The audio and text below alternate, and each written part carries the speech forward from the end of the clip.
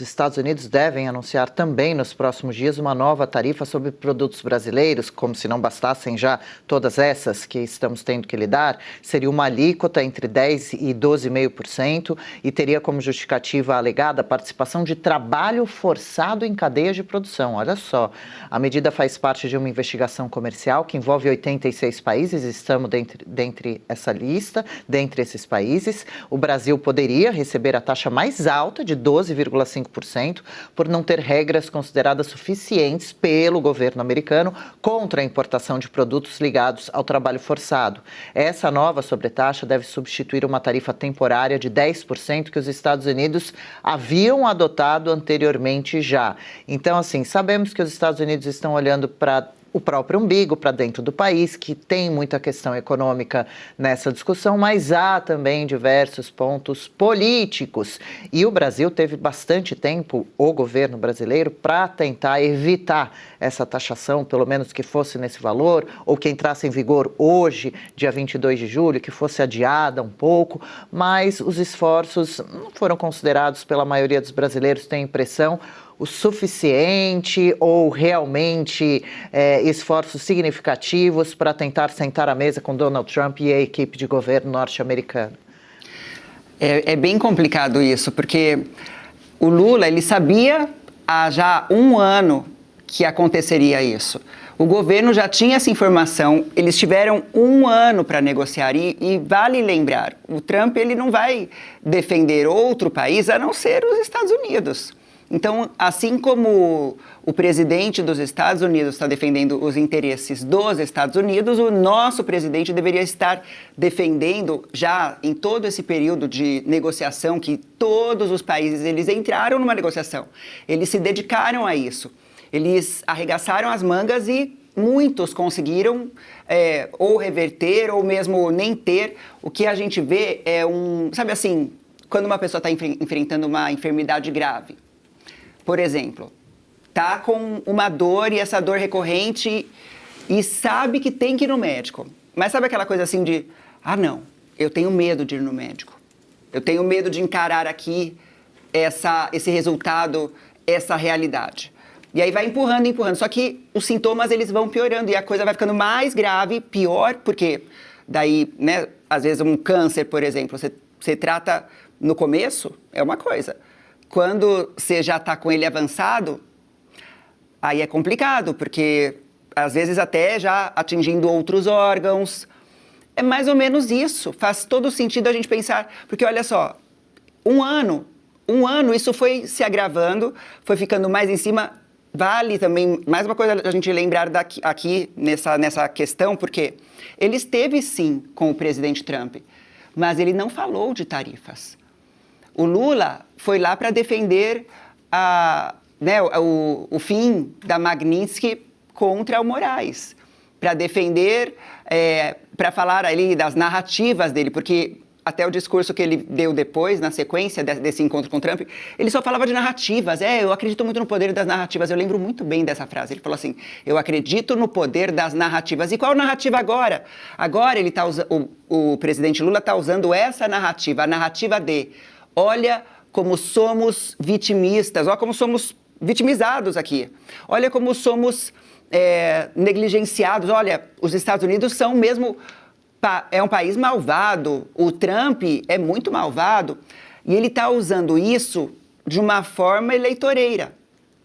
Até porque eles contam com esse prazo de... Só depois das eleições... que vai começar a ter uma consequência nos preços, nos empregos. Então, eles já estão contando com isso, porque agora não vai ter que prestar conta. O ano que vem a gente se vira eles pensam, né? Até porque ano que vem tem mais gastos, ano que vem a gente aumenta mais impostos. Na cabeça do Lula, eles vão ser o PT e todo esse sistema vai conseguir continuar governando o Brasil. E dá-lhe viagens e dá-lhe mordomias para Lula, Janja e companhia, enquanto o povo paga a conta, enquanto o povo que vai pagar o boleto. Há uma grande preocupação também, que coloco agora aqui na nossa roda de conversas, na nossa discussão, passo a bola para você, Geisiane Freitas, de que Lula aproveite essa notícia, essa situação toda, para usar agora em ano eleitoral na sua campanha, dizendo que a família Bolsonaro foi até os Estados Unidos, pediu a taxação ao Brasil, conseguiu, prejudicou o país e que agora o bom governo Lula, sempre de olho na soberania e no patriotismo, vai tentar estancar a sangria, conversar com os setores e, mais ainda, né, tentar lidar com esse problema arranjado pela oposição e agora sim fazer grandes esforços para socorrer esses setores. Será que Lula pode até não ter se esforçado tanto para negociar o governo brasileiro, para tentar evitar, porque agora é tarde demais, essas tarifas, para justamente se aproveitar desse gancho, que seria de uma maldade imensa, hein? Pois é, Adri, mas eu concordo com essa premissa, né? Enfim, a resposta que eu daria à sua pergunta é sim, sem a menor sombra de dúvida. Ele não se esforçou justamente porque tinha como objetivo surfar na onda dessa questão toda para conseguir aí ter algum tipo de capital político, tendo em vista a popularidade do presidente Lula, que é baixíssima, tendo em vista os eventos esvaziados do presidente Lula, tendo em vista, inclusive, como essas questões da esquerda estão bem datadas. A Lute comentou isso um pouco quando ela falou a respeito da carne, ali, o que chama bastante atenção e tal, justamente pela relação dos irmãos Batista e também como esse discurso de soberania e tal cola bastante com esse marxismo ali bem sindicalista da década de 80 e tal, aquela questão bem marxista clássica do trabalhador versus o empresário, a questão, enfim, dos donos dos meios de produção e aquela coisa toda, tendo em vista, a gente precisa colocar também que o movimento woke sofre essa baixa, né? Então você precisa criar essa conexão com a classe trabalhadora, de alguma forma recriar essa conexão, e aí eles pegam justamente a questão econômica, o bolso, para tentar aí reviver esse marxismo clássico ali, esse marxismo acadêmico bem clássico. Além disso, além dessa questão do tarifaço de maneira geral a esses produtos, a gente tem a questão também, como a gente trouxe aqui no comecinho, de que essas tarifas vão atingir o mercado de papel e celulose, né? Ele vai atingir quase 25% desse mercado. Isso significa que, além dessa taxação, a gente vai ter oneração também em relação a embalagens de produtos. Isso aumenta, portanto, o custo da produção. Isso onera o custo da produção. Quando você onera o custo da produção, evidentemente, esse valor a mais tem que ser repassado para o cliente final. Diferente do que a Janja explicou, quem não se lembra, né, do clássico da taxa das blusinhas, que ela disse que ficaria somente com o empresário e que isso não seria repassado para o consumidor final, diferente dessa ilógica, a gente pode até colocar assim, dessa completa ausência de lógica aí da Rosângela, primeira-dama.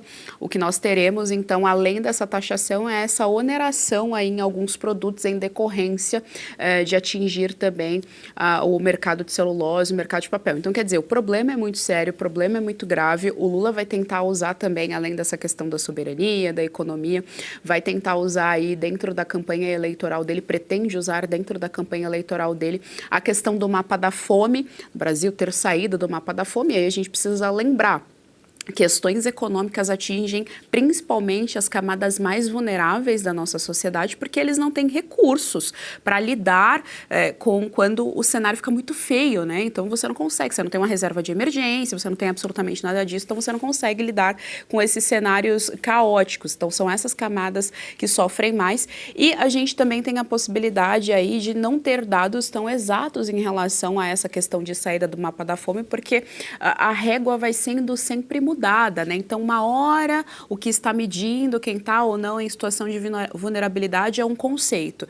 Daqui a pouco muda-se esse conceito, e aí você perde totalmente o que está sendo medido ali, cria-se, inclusive, o império do relativismo. Então, quer dizer, só para trazer aqui, né, resumindo tudo isso, a gente tem aí essa questão da taxação principal que vai tendo tentáculos em várias outras questões dentro do nosso país e vai escancarando, na verdade, como essa gestão petista, essa gestão do executivo, realmente não tem nenhum tipo de projeto de país, inclusive mais uma janela de oportunidade, então, para a direita, para que se apresente um projeto, para que se apresente uma medida efetiva de como será tratada essa questão da taxação, caso alguém da direita venha vencer a eleição do executivo. Qual que é o projeto que nós temos, qual é o projeto econômico que nós temos para o nosso país a curto, médio e longo prazo? Qual é o projeto cultural que nós temos? Qual é o projeto político que nós temos? Então, também é uma janela de oportunidade, tendo em vista que o Lula deixou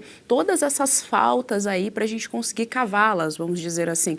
Porque não tem, gente, não tem nenhum tipo de projeto, não tem nenhum tipo de gestão. Repito, todo mundo que estava envolvido nessa agenda, o pessoal da Fazenda, o Dúriga, o próprio Mauro Vieira, enfim, todo mundo envolvido nessa agenda só fez bravatas. Eles não deram nenhum tipo de solução.